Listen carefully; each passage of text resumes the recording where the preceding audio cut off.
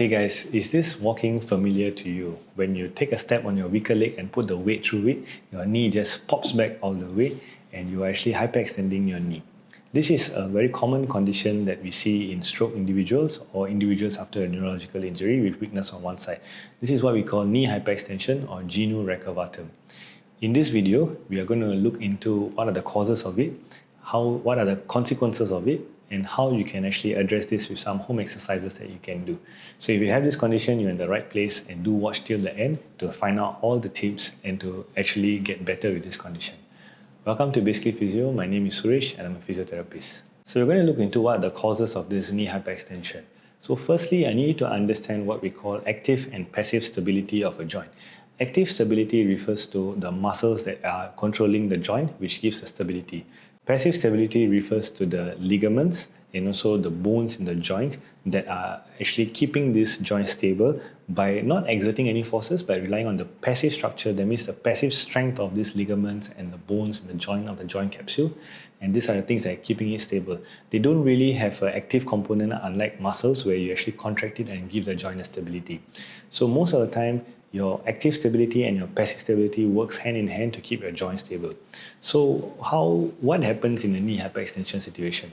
When you have a stroke or a neurological injury, your active stability is much more weakened because your central nervous system is affected, and this causes your weakness to happen because the muscles are no longer able to be strong around the knee joint. So you lose your active stability component. Then we actually rely on a passive stability to keep your knee joint stable, because if your knee is not stable, then what's going to happen is you're just going to fall down and buckle through the ground, and anytime you walk, you're not going to be safe. So your body is actually very smart in the sense that it actually wants stability. Whether it gets the stability via the active method or the passive method doesn't matter, it just needs the stability.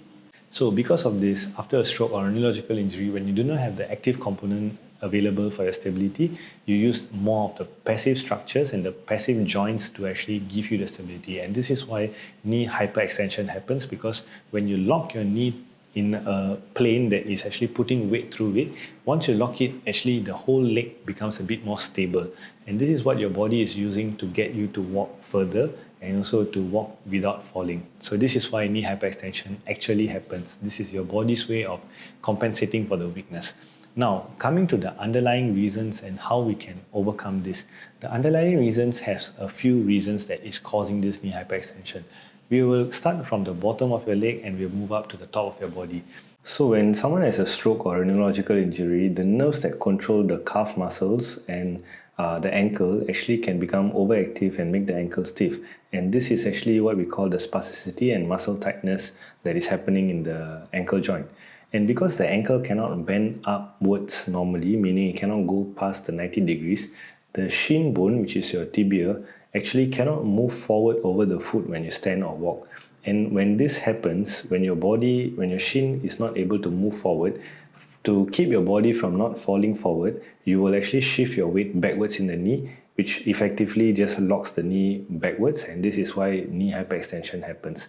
And on top of that, the tight calf muscles also create a downward push at the ankle, which then even cause the knee to be even more straight back and more hyperextended. So this is why the ankle issue of spasticity and tightness can cause knee hyperextension in a stroke and neurological population.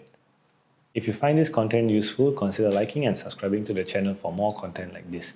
Additionally, I also have a weekly newsletter called Rehab Recovery, where I share rehab insights and also share with you positive recovery messages so that you stay motivated through your recovery journey. Do consider signing up to the email newsletter. The description has the link below. Next, coming to the knee. When there is an active component for stabilizing for your knee, what will happen is your quadriceps muscles and your hamstrings muscles, this is the front and back of your knee, they will actually co-contract together to keep your knee stable. But what if there is weakness in either one of these or both of it? Then what happens is that you lose this ability to co-contract, and this is what is causing your body and your knee to actually go into the passive stability and lock it up so that it gives you the passive stability to put on the weight in the leg. So that's what's happening in the knee joint. Another reason that's happening in the knee is because if you have overactive quadriceps muscles, either due to spasticity or just a bit more stronger quads compared to the back of your leg or compared to your hamstring and your glutes, then what will happen is because your knee extensor, your quadriceps is actually a knee extending muscle, and this will just cause the overactiveness to just lock your leg, and this is causing knee hyperextension as well. So two main reasons why it can happen in your knee. Now next, going up to the hip and the trunk. What happens is if your hip extensors and your trunk extensors are weak, what will happen is that you are not able to take on the weight of the loading that happens in the leg. You are not able to take it on properly. And as I mentioned before, since your active stability and your active stabilizers are not there, especially in your trunk and your hip extensors, what will happen is you lock out your knee so that actually it reduces the demands on the muscles placed in your hip extensors and your knee trunk extensors.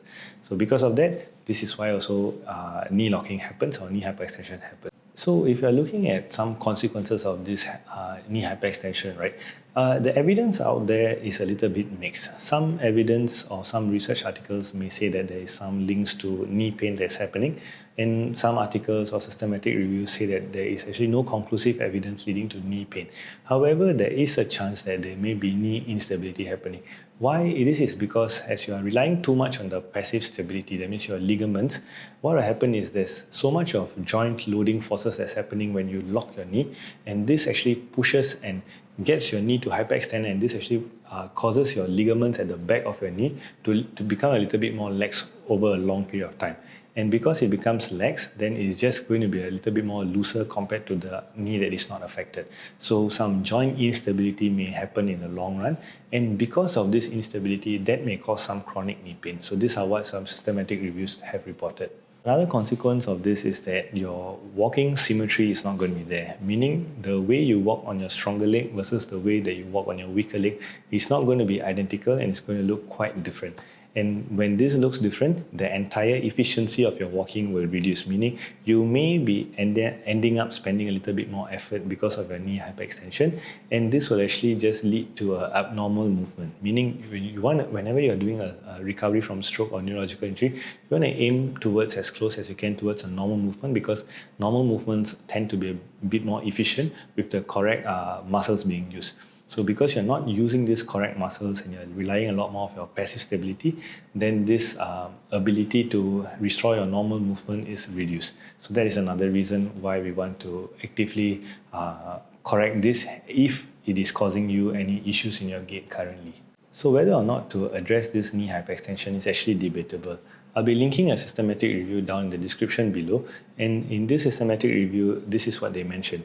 Because in individuals who are walking and they are able to walk safely with this compensatory pattern, it may be feasible to just leave it like that, especially if they do not have any pain or if they do not have any complaints. However, if they notice that this knee locking is causing issues for them, then of course it is better to address it. So what I would say is that if you are not sure of whether you want to treat this or want to get better with this current condition that you're walking with, I would highly request you to seek advice from your physiotherapist or your doctor and have this conversation with them whether you really need to correct this gait pattern or walking pattern before doing the exercises shown here. So another disclaimer is that please seek advice from your doctor and seek clearance from your doctor or physiotherapist before doing the exercises that I'm going to show here. Okay, so the first exercise I want you to focus on is for your trunk. I want you to sit all the way back in with your thighs supported on the chair. And from your weaker side, this is my weaker side. We are not going to focus so much on the weaker side for the start. We're going to do more on the stronger side. So using a stronger hand, I'm going to just reach forward and come back. Okay, so reach forward and come back. If you're not able to reach far, just put your both hands on your lap, just bend your body forward and come back. As you're doing this, most of the time what happens is that you're going to collapse towards your weaker side. So meaning, instead of going forward, you're going to be going like this. Okay? You're going to be going like this. So if you notice that you're going like this, I want you to really control how far you go ahead, because this just means that you're not ready to reach further ahead because of your weakness on the weaker side. So when you're doing this, just go slightly forward, and if you're collapsing, at least you're still within the base of support, and this is going to be safe. And for this exercise, always get your caregiver or your family member to stand on the weaker side so that if you're going to collapse and fall over, they can push you. Alternatively, you can do with this side against a wall or a big furniture so that it can give you a bit of support. So first, you're going to just reach forward, either with your hands on your lap or hand forward. Okay. Now, after doing this exercise for a few times, okay, then you want to reach to your stronger side like this and really come back slowly. Okay, stronger side and really come back slowly. So going to the stronger side. Now, to take it one more step further, you're going to reach towards your weaker side, but this is a little bit more advanced, and only do this once you have mastered the first few exercises of reaching forward and to the stronger side. So reaching to the weaker side, we're going to go diagonally this way and really just reach within this support area that you have while you're seated. Do not go beyond the knee or beyond the toes, okay? So really start slow, reaching to your weaker side. If you notice that you're collapsing too much, then you're not ready for this exercise yet, okay? So just reach a little bit and come back. Reach diagonally to the weaker side a little bit and come back. Okay, so for every direction that you're doing, do it for 10 repetitions and 3 sets. This is an exercise for your trunk and your core exercise to give you the stability so that you have a bit more stronger trunk that will help you to not hyperextend your leg, because your trunk is able to take on the forces rather than just your knee taking on all the forces and hyperextending. Okay, next exercise you're going to do is sit to stand with a bias for your leg. Okay, so what's going to happen is you're going to target your weaker leg, the leg that locks. So this side is going to be the weaker leg. What's going to happen is you're going to put this leg slightly backwards and your stronger leg slightly forwards. So you are going to be placing your stronger hand on a support structure so that you can hold on to this structure before getting up.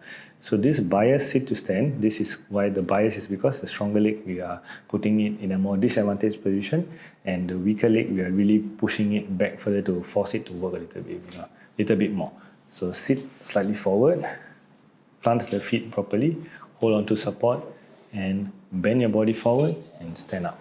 Okay, as you're standing up, at the end of when you stand up, try not to lock the leg. Okay, keep it soft, keep your knee soft, really feeling your quads and hamstrings working.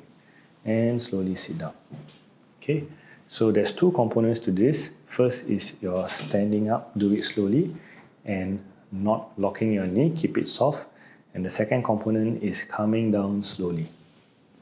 Okay, this is a really good workout for your leg, general strengthening for your weaker leg. Okay, so up, slowly, keeping the knee soft and not locking. Don't lock, keep it soft. And from standing, come down slowly. Okay, always make sure that your feet, the stronger leg is forward and the weaker leg is back to make your weaker leg do the work more. Okay, so you're going to do 10 repetitions slowly up. Do not lock it. And come back down slowly. Okay, there's 2 components. One is the going up slowly, and the second component is coming down slowly. Holding on to support, okay? And come back down slowly. In the next few weeks, if you start to get stronger and you feel that you do not need this, just keep it there, but do not hold on to it, okay? So just put your hands on the palms on the lap, or you can even cross your arms like this. This is much more advanced, of course. So I'm just going to show you one time. Just come forward, slowly go up, and keep your knees soft, and slowly come down. Okay, slowly go up, and slowly come down. The next exercise that we're going to do is going to maintain a half squat position. So for the knee locking exercises to really work on this knee hyperextension, most of the time you're going to find yourself in a semi-squat position, okay, a half squat position. So half squat position is between sitting and between standing, the in-between position. So this is a half squat position. Okay, so for this you really want to hold on to something for support, and this is my weaker leg. So get yourself into this position, and in this position do a weight shift to your weaker leg and come back to your stronger leg. Do a weight shift to your weaker leg and come back. So as you're shifting the weight to the weaker leg, your main aim is to not let it just collapse or buckle down. Okay, as you're doing this, hold on for support. Really use your quads and your hamstrings. Really feel it and look at it, even touch it to actually activate it. So hold it there and come back to the stronger side. So you're going to go 10 times to the weaker side and come back. Okay, you can just hold it for 1 to 2 seconds in the weaker side and come back. Okay, make sure that you do not do this in a very fast manner. Do it slowly and controlled, okay? Another thing that's going to happen is if your trunk is weak, you're going to really lean a lot more to this side. If that is happening, then first you need to get a caregiver to do the exercise with you or a family member.